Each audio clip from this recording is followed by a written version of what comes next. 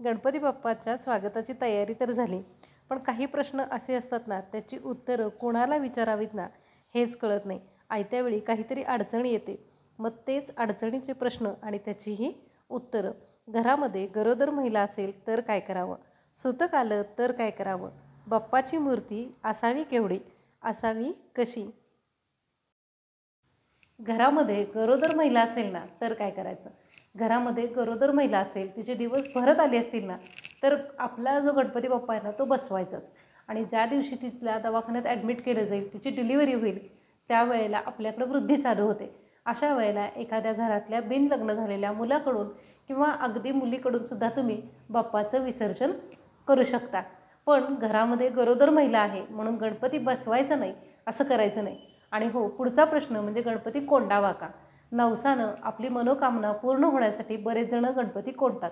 तुम्ही गणपती कोंडू शकता, पण त्याचं सोळं ओळं आणि शास्त्र हे मात्र आपल्याला पाळावं लागतं.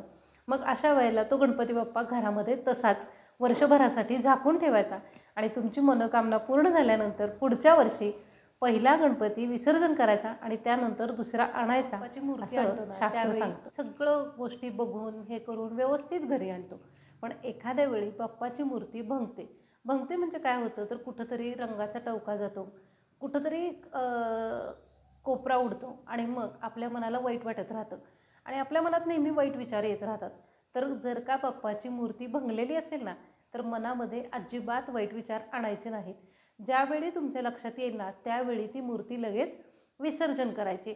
आता समजा तुम्ही बाप्पाची मूर्ती आणलीत आणि लगेच तुमच्या लक्षात आलं, तर लगेच बाप्पाची मूर्ती विसर्जन करा आणि दुसरी मूर्ती आणा. पण हेच जर का 1.5 दिवसानंतर, 3 दिवसानंतर, 5 दिवसानंतर जर का झालं आणि तुमच्या लक्षात आलं की अरे बाप्पाची मूर्ती भंगलेली आहे, तर ती मूर्ती विसर्जन करा आणि त्यानंतर मात्र दुसरी मूर्ती आणायची आवश्यकता नाही. 1.5 दिवस तुमची सेवा झाली म्हणजे ती सेवा तुमची पोचलेली असते. आरती, प्रसाद, नैवेद्य 1.5 दिवसामध्ये आपला होतो. त्यामुळं त्यानंतर जर तुमच्या लक्षात आलं, तर फक्त गणपती बाप्पाची मूर्ती बाप्पाची मूर्ती असावी कशी. तर बाप्पाची मूर्ती ही ना पहिल्यांदा म्हणजे पर्यावरणपूरक असावी.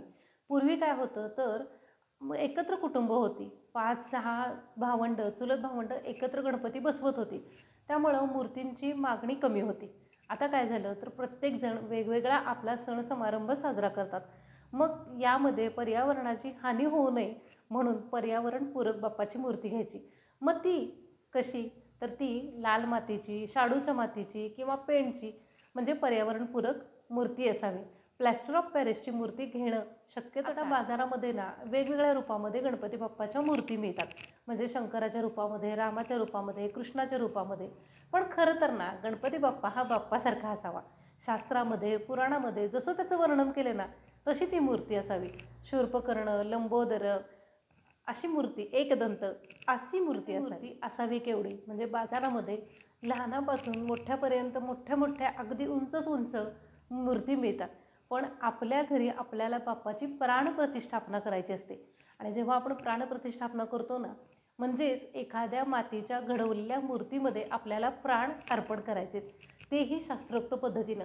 मग त्याच्यासाठी शास्त्रानुसार कमीत कमी 12 इंचाची मूर्ती असावी. आणि खरं तर मूर्ती एवढी असावी की घरातील लहान मुलांपासून ज्येष्ठ नागरिकांपर्यंत कोणालाही ती सहज उचलता येईल, घरी आणता येईल किंवा विसर्जनासाठी नेता येईल एवढा त्याचा आकार असावा. मंडळाच्या मूर्ती मोठ्या असतात, कारण मंडळं उत्सव साजरा करतात आणि उत्सव हा सर्वांसाठी असतो. आणि आपण घरी जो साजरा करतो ना, तो सण साजरा करतो. मग सणासाठी जी घरी आपण मूर्ती आणतो ना, ती योग्य मापाची म्हणजे घरातील सगळ्यांना सहज उचलता येईल एवढी असावी. आता पुढचा प्रश्न म्हणजे बाप्पाची मूर्ती घरी कशी आणावी. तर आपण बाप्पाची मूर्ती जेव्हा आणायला जातो ना, तेव्हा जाताना मोठं एखादं तबक, ताट, परात किंवा सरळ पाट न्यावा. त्याच्यावरती एखादं वस्त्र घालावं आणि 4 अक्षता ठेवावेत. अक्षता एवढ्यासाठी की तांदूळ हा अखंड असतो, त्याचे दोन भाग होत नाहीत, म्हणून तांदूळ आपण अक्षता म्हणून वापरतो, शुभ कार्यात वापरतो. तर अक्षता ठेवल्या की नाही की गणपती बाप्पाचं आसन तयार होतं. त्याच्यावरती बाप्पाची मूर्ती ठेवावी आणि मूर्ती ठेवताना जो मूर्ती घरी आणणारी व्यक्ती आहे त्याच्याकडे तोंड करून ठेवावी. आणि हो, दुसरी गोष्ट म्हणजे आता बरेच जण काय करतात, तर बाप्पाच्या मूर्तीला डोळ्यावरती पट्टी बांधतात. तर डोळ्यावरती पट्टी बांधू नये. ते शास्त्रमान्य नाही आहे.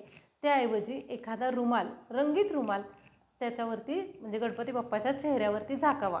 का झाकावा? तर त्या दिवशी गणपती बाप्पाचं जे रूप असतं ना ते खूप सुंदर असतं आणि मग गणपती बाप्पालासुद्धा दृष्ट होते. तर ती दृष्ट होऊ नये म्हणून तो रुमाल झाकावा. आणि जेव्हा बाप्पा आपले घरी येतात ना तेव्हा जी कोण व्यक्ती तो बाप्पा घरी घेऊन आलेली आहे ना त्या व्यक्तीला दारातच थांबवावं आणि घरातल्या एखाद्या बाईने त्यांच्या पायावरती कोमट पाणी घालावं. पायावरती कोमट पाणी घालून नंतर 2 चमचे पंचामृत घालायचं. त्यानंतर पायावरती हळदी कुंकवाचं स्वस्तिक काढायचं आणि बाप्पाला हळदी कुंकू वाहून जास्वंदीचं एखादं फूल, दुर्वा आणि शमीपत्र व्हावं आणि नमस्कार करून औक्षण करावं आणि औक्षण करून गणपती बाप्पाला घरामध्ये फिरवून आपलं घर दाखवावं आणि त्यानंतर गणपती बाप्पाची प्राणप्रतिष्ठापना करावी. आणि हो, सगळ्यात महत्त्वाची गोष्ट म्हणजे आपल्या बाप्पाला मुकुट असावा. डोक्यावरती टोपी किंवा मुकुट घातलेले असावं. आता बाजारात मिळणाऱ्या जवळजवळ सगळ्या मूर्तींना मुकुट असतोच. पण जर का तुम्हाला आवडत असेल ना तर छानसा एखादा मुकुट आपल्या बाप्पासाठी तयार करून घ्या किंवा बाजारातून वेगवेगळ्या प्रकारचे मुकुट मिळतात. त्यापैकी मुकुट आणा आणि बाप्पाच्या डोक्यावरती घाला. आता मी बऱ्यापैकी सगळ्या प्रश्नांची तुमच्या उत्तरं देण्याचा प्रयत्न केलेला आहे. याहीपेक्षा तुम्हाला एखादा वेगळा प्रश्न असेल ना तर तो कमेंटमध्ये नक्की टाका.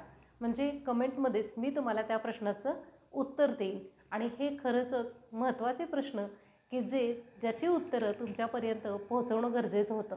चला, बाप्पाच्या स्वागताची तयारी जोरदार करा.